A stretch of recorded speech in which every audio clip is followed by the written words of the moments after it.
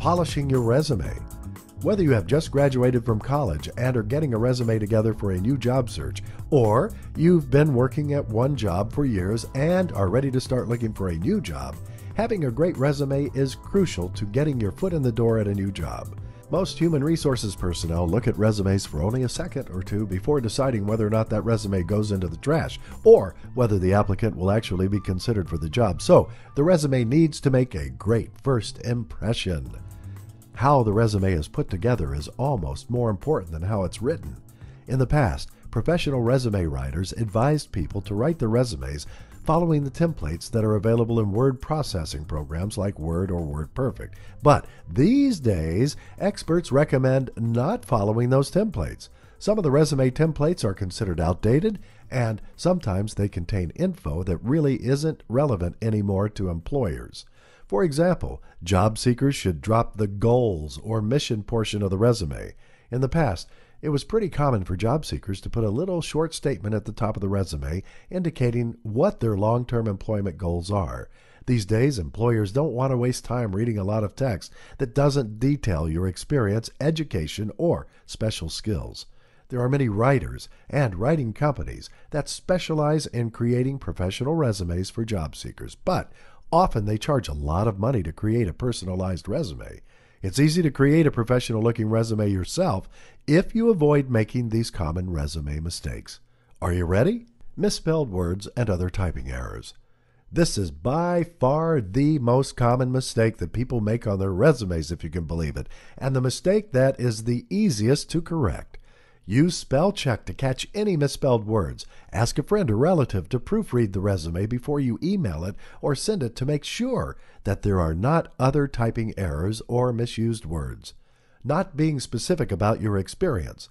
When you are describing your previous experience for employers, they're going to want to know what specific skills you have that you can put to work for them.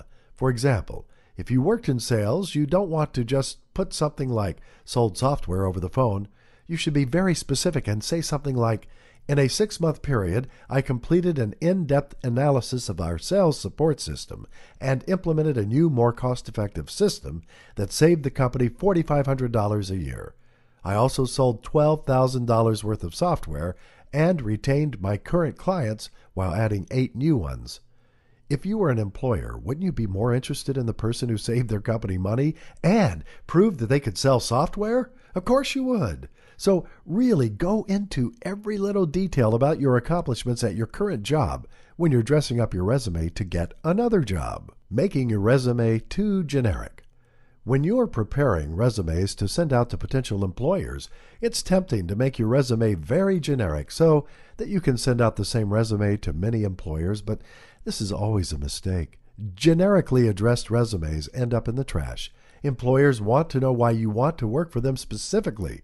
Do some research about the company. Find at least one reason why you want to work at that company specifically. In your cover letter, list all the reasons that you would be an asset to the company, and then close with the reason you want to work for that company. For example, say that you're interested in working at XYZ company because of their reputation for excellence in their field, not focusing on relevant experience and accomplishments. A potential employer is not even going to be interested in the fact that you answered phones for 8 hours a day for your previous employer, so writing, I had many duties, including answering the phones for the length of my shift every day, isn't even going to impress a potential employer. Writing the following, I found a new phone service that increased efficiency by 18% over the course of 4 months, is much more specific and much more impressive.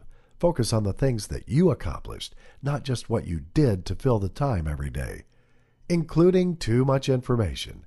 In the past, people were taught to put things like hobbies on their resumes in an attempt to personalize them and give employers a sense of who that person is. Modern employers don't want to waste their time looking through someone's hobbies or looking at what awards they might have won in grade school. Everything you put on your resume today should be succinct and relevant to the job that you are applying for. These are just some of the common mistakes that people make when writing their resumes. For more guidance on creating a professional resume that modern employers will really notice, look at some of the free tools offered by employment websites for other tips and tricks on making your resume look as professional and as modern as possible.